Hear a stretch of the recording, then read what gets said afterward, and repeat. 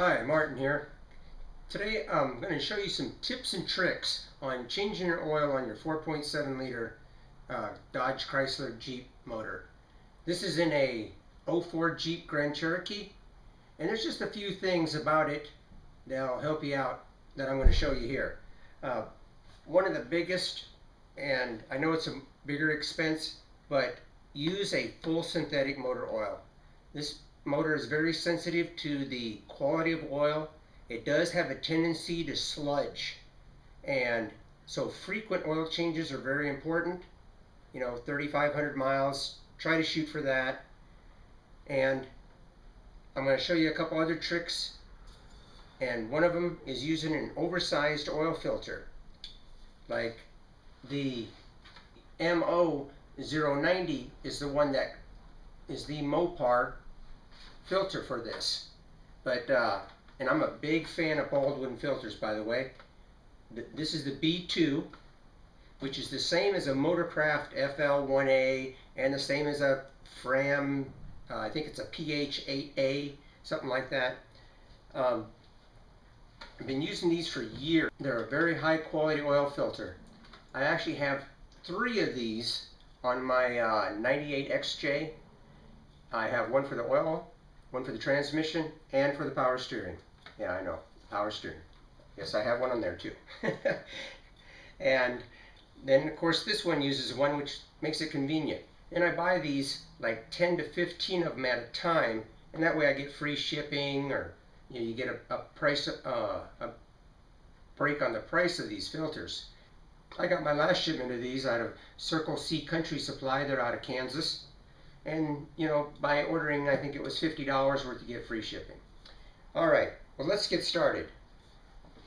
Alright, when it comes to oil drain pans, I really like this style of one. It holds a pretty good capacity. I think it's around 7 or 8 quarts. And it has the dual drain holes. And the reason I like that is because when this oil floods into here, it can handle getting drained in here quickly. You got the extra hole. And always loosen this cap up a little bit. Even though it's got the dual holes, when that oil starts flooding in here, it's trapping the air down below, and it wants to pop.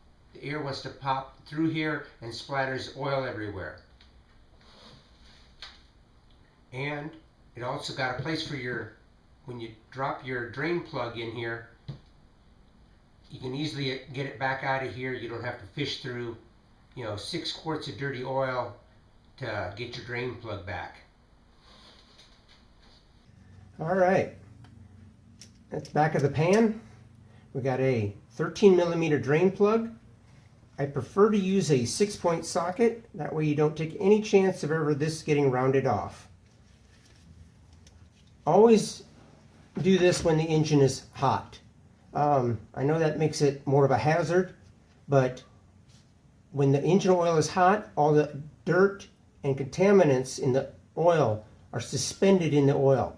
They have not had a chance to settle to the bottom of the pan and stick to the metal or stick to any of the other, like the aluminum has orifices in it. I mean, it has cavities where dirt can settle and stick to.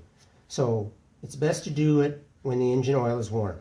So just be cautious when you're doing this.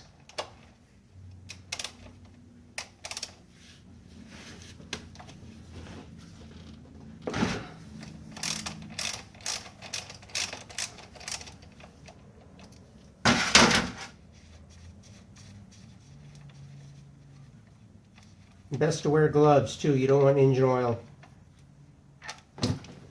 on your hands.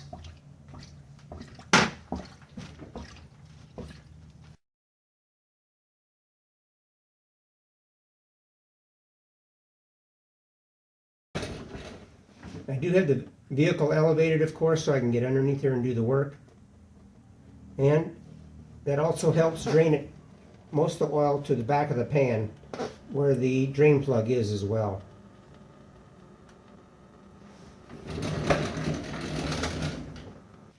Now let's move to the filter.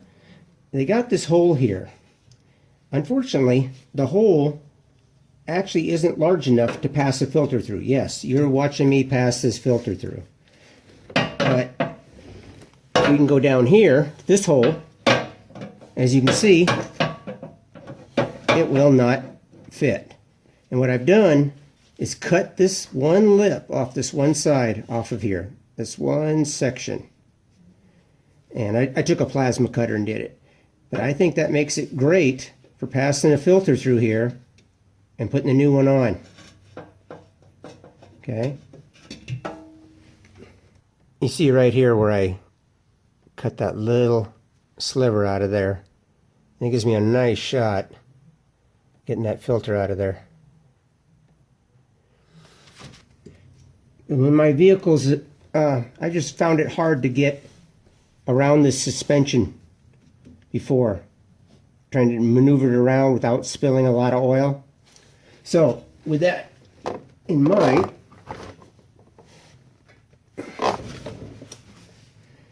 okay, time for a wrench. It's just on there a little tight.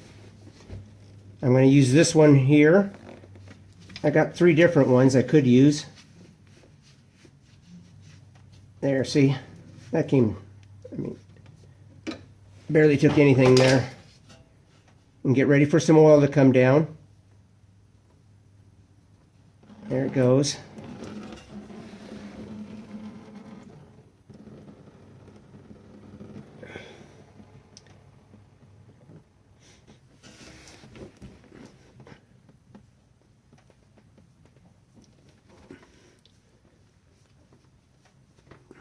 Be ready to grab your filter here.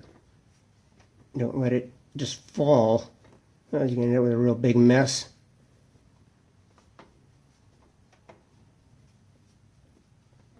Okay. Now you can lower it straight down through this hole without spilling a drop.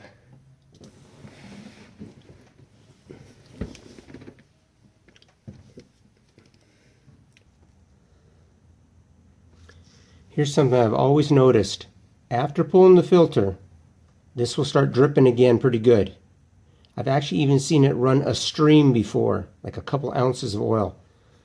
So just because you drained the oil and you got down to a drip and you threw the plug back in, then you pulled the filter, don't be surprised a bunch more oil gets drained out of here. Don't be in a big hurry to put that drain plug back in. Here, I just wanted to show you the difference up close with the difference between the Baldwin and the Mopar original one. You can actually see quite a, I mean, you're going to get a full quart of oil in this one here. And I just like the fact you got more filtration, you know. This is a, when I just kind of discovered this one, this B2 HPG, this is a high performance version of this one here. It flows at a higher rate. So that's consideration as well.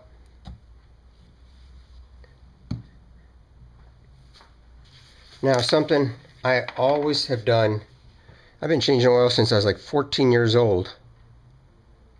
And what I've always done is fill the filter. That way when you start up, you don't have a dry start. You don't have to wait for that oil pump to fill that entire filter up and before your engine actually gets any oiling. So you got a good head start.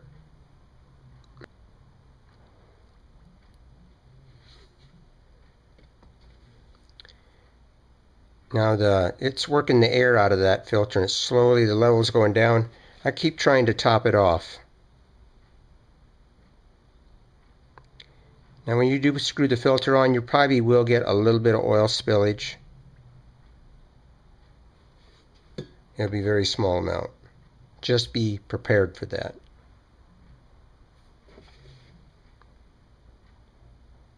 Whoa. Oh. Another thing you always want to do is put just a film of oil right there on that O-ring.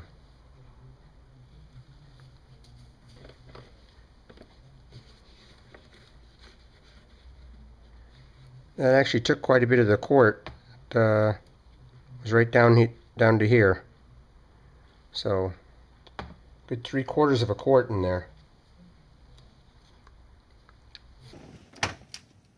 Alright, one thing you want to make sure that the gasket from the original filter did come off, and go ahead and wipe this area.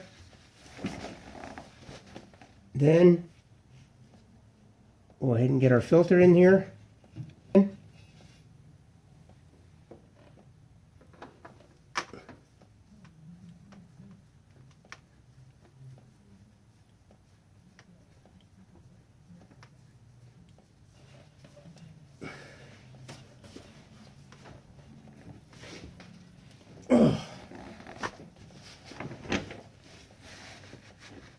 Now you saw a little bit did spill out of there. I did overfill that filter just a hair bit too much.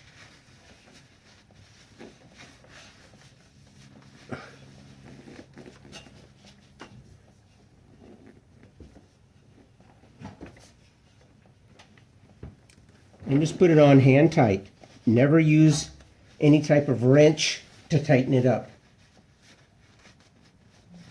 because you will find it almost impossible to get this thing off of here when it comes time for the next oil change. I learned on my very first oil change. One thing I forgot to mention, you may have noticed it on the old filter, but I always write the mileage and the date of when I did the oil change. I forgot to do it on this one. I'll get it on there before this is done. Alright, with the filter installed, and this has been dripping for a good half an hour. Drain plug's cleaned up. Reinstall the drain plug.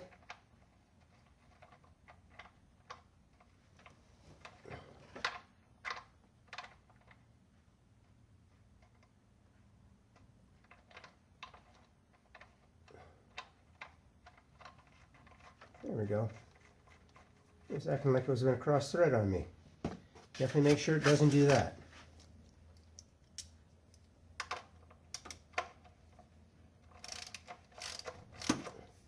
And don't get crazy on the torque, because you strip this out and you got a whole new project. Alright, let's go fill this thing up with oil. Alright, all we got pretty much left is to refill it with oil. One thing nice about this model, it's got a huge oil fill spout here. I really like that. Now I'm using the quart that I poured into the oil filter. This is what's left over.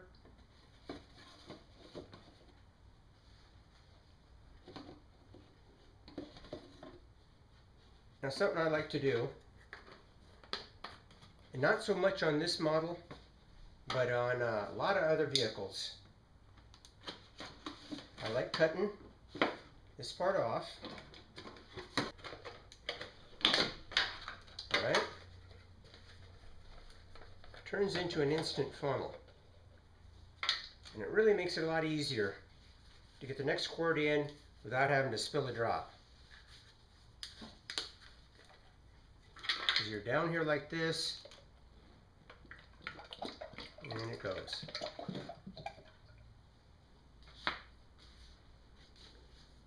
And always pour when you grab a hold of one of these quart bottles, pour them this way, not this way.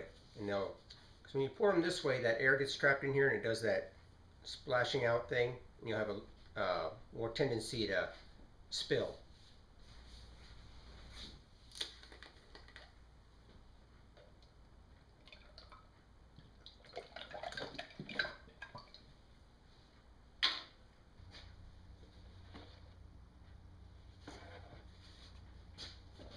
Alright, the last quart in there.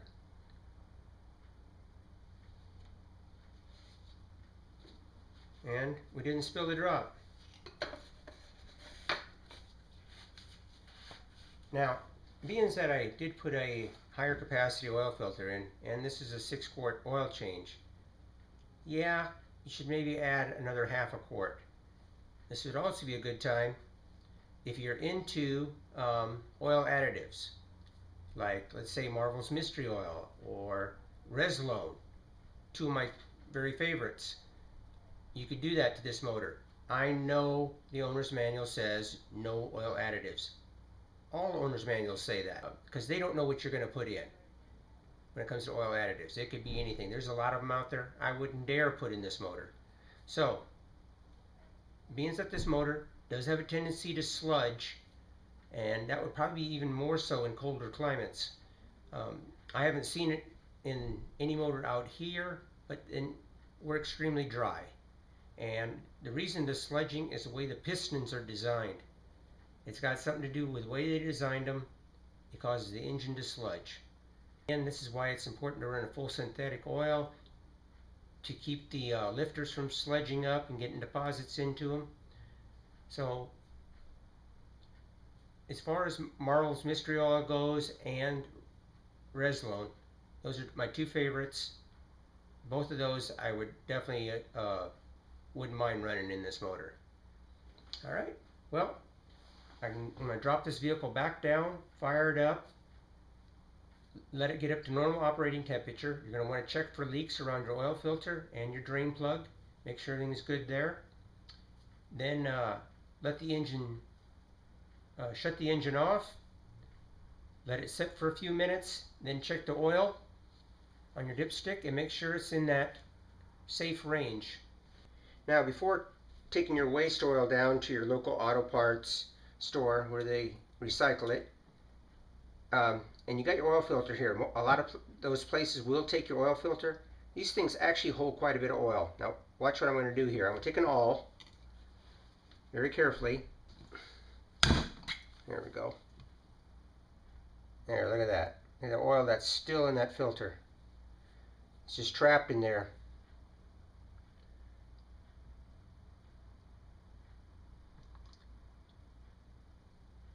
So yeah, stab yourself a hole or two in there and just let that drain. Alright, turn your ignition to the on position. Do not start the engine.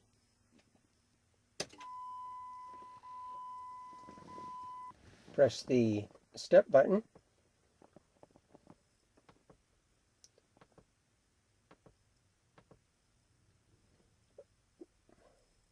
Okay, now I did reset it. As you can see, I just did it some 45 miles ago. Miles to service. Then, if you just come over here to the reset button, hold it. There you go. It's reset to 4,000 miles. That's my red line.